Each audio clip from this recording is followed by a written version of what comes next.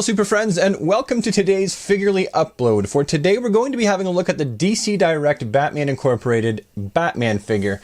This is one that I've owned a few times before, and I usually pilfer him for parts because there's just so many great parts on him.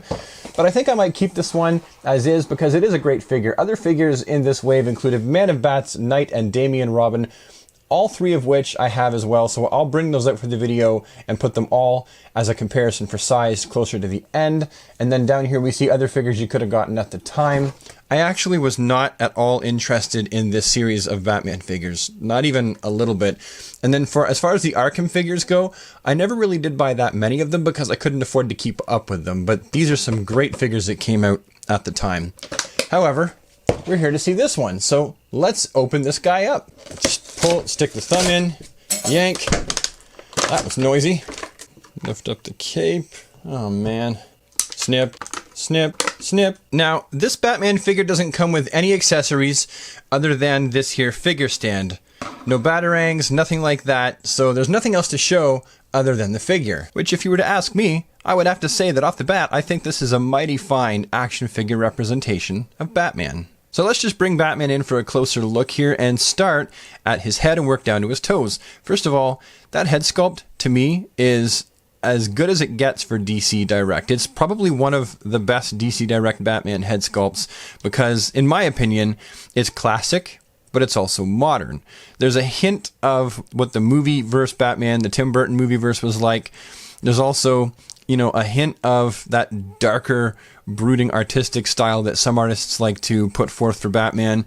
And yes, he also has the same look that he had in the Batman Incorporated comic books. So this is a great Batman head sculpt, and the face itself is molded in skin tone, which to me is always a plus. Then we have the cape that drapes quite nicely over the shoulders there.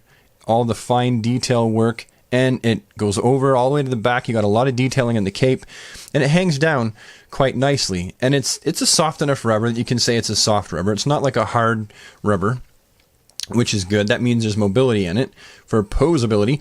Then you've got all the seams right here that go down in his front. You got his chest emblem, which is actually raised. It's sculpted in there. It's not just painted on, which is a nice detail.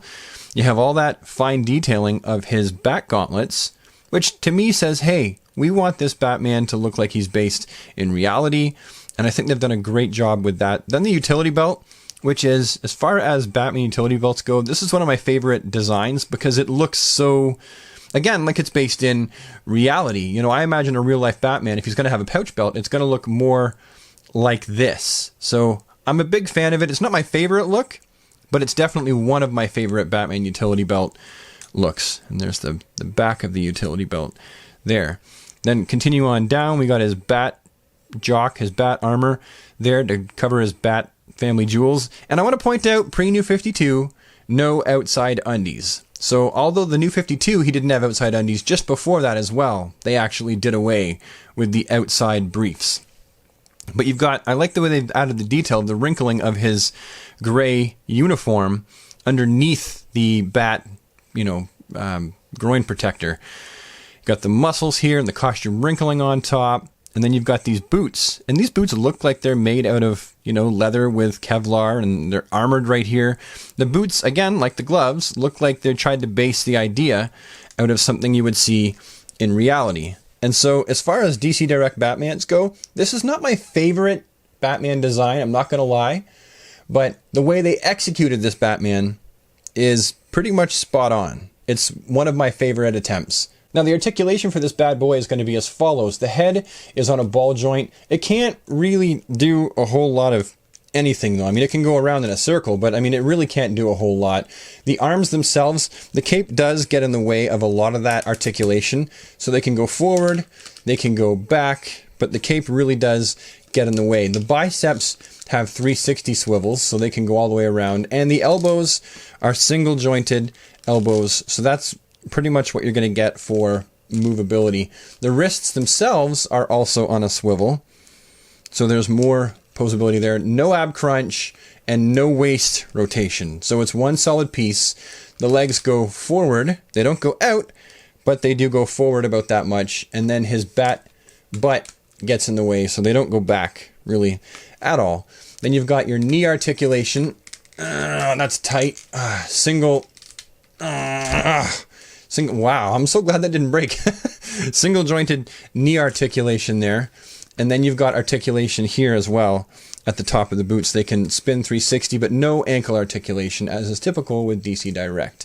I think it's kind of strange they gave him a hand that's kind of open and then a fully open hand, but didn't give him any accessories other than the stand. But anyway, that's what you get for articulation with this Batman figure. And here we are, as promised, the rest of the figures in the Batman Incorporated figure line. We have Knight on the left, we have Damian on the right, the only one ever made by DC Direct, might I add, in the actual Robin costume. And then we have on the far right, Man of Bats. Some more figures here for size comparison. We have the Batman Reborn, Stephanie Brown Batgirl, as well as the Batman Reborn series, Azrael.